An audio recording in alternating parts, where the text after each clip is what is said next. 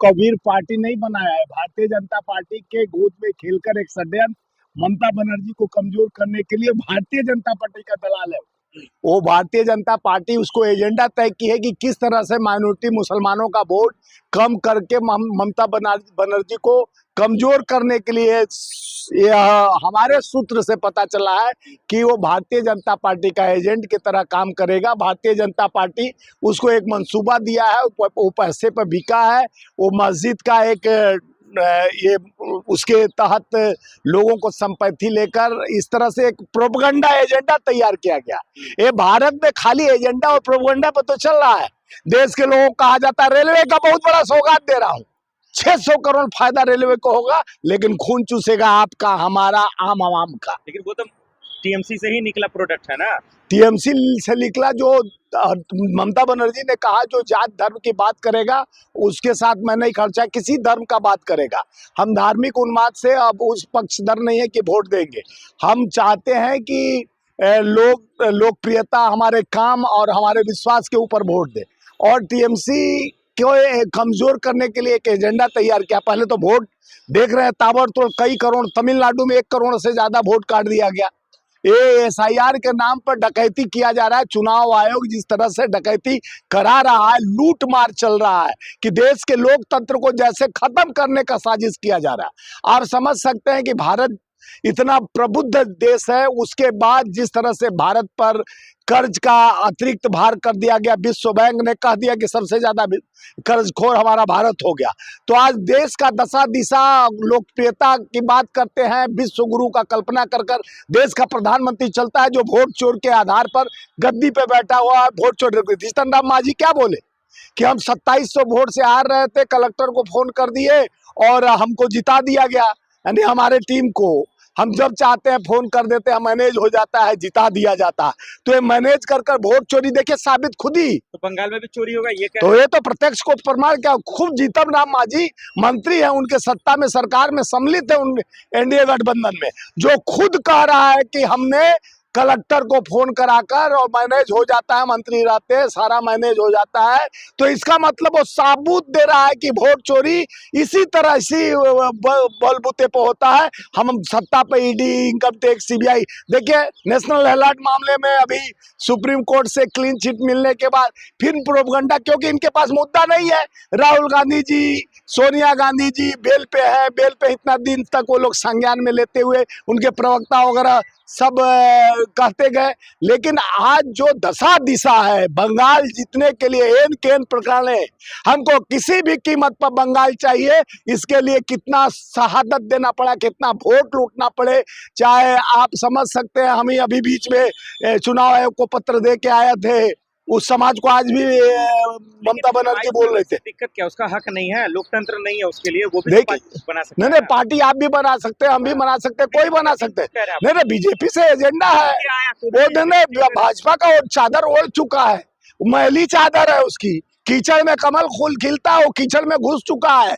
जिस कीचड़ का दाग पूरे देश में लग चुका है, उसी कीचड़ में वो घुसकर जिस तरह से अपने को साफ दामन कहने का कोशिश कर रहा है, ये ममता बनर्जी को कमजोर कर जिस तरह से वहां का जनता समझदार है, उसके बहकाव में आएंगे नहीं। क्योंकि ममता बनर्जी चाहे कोई भी, वो विकल्प उसके आगे किसी का नहीं है। को भी बीजेपी की पार्टी कहेंगे आप भी थी बंगाल में। देखिए वो तो जानता है, पूरा देश जानता है, और भारतीय जनता पार्टी के लोग कहते हैं।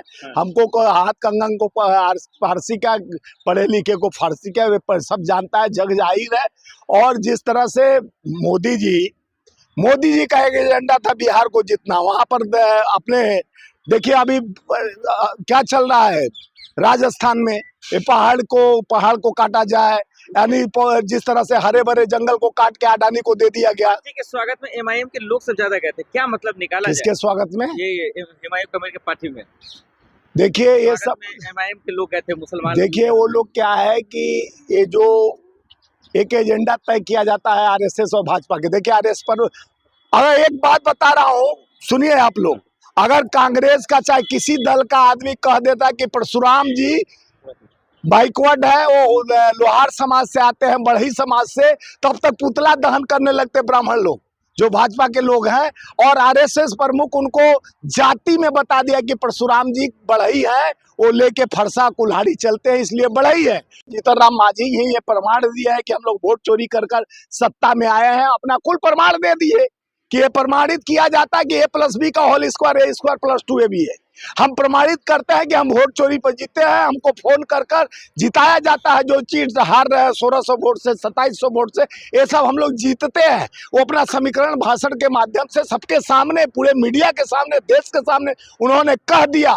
और इस बात को राहुल गांधी जी हमारे नेता निरंतर कह रहे हैं, वोट चोरी की सरकार है, वोट चोर है, ये वोट चोरी के ऊपर ही सत्ता में है। इनका अगर लिखा जांच शुरू हो जाएगा तो ये सब जेल में रहेंगे, और आने वाले समय में जेल में रहेंगे। चाहे चुनाव आयोग हो, ईडी के जो अधिकारी जबरदस्ती कर रहे हैं, इनकम टैक्स, सीबीआई डराने धमकाने का काम, विपक्ष को दबोचने का काम कर रहा है, सबको इस सत्ता का जो हिस्सेदारी भागीदारी में है, सब जेल में जाएंगे। तो इनके करप्शन को प्रत्यक्ष किम प्रमाणम सब जानता है कि मोदी जी जिस तरह से तीर्थ स्थल बना दिए पीएमओ को अपना, कि उनके आप पाप करके आओ, मैं वॉशिंग पाउडर से धुल जाओ। जीतन राम मांझी के फटफटाने से क्या इंडिया में कोई फर्क पड़ेगा?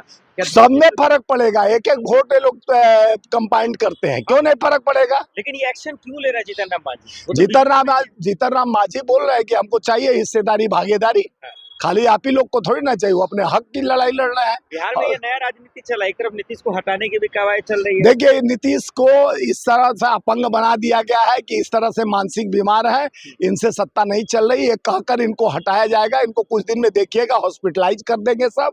ये भाजपा का षड्यंत्र है।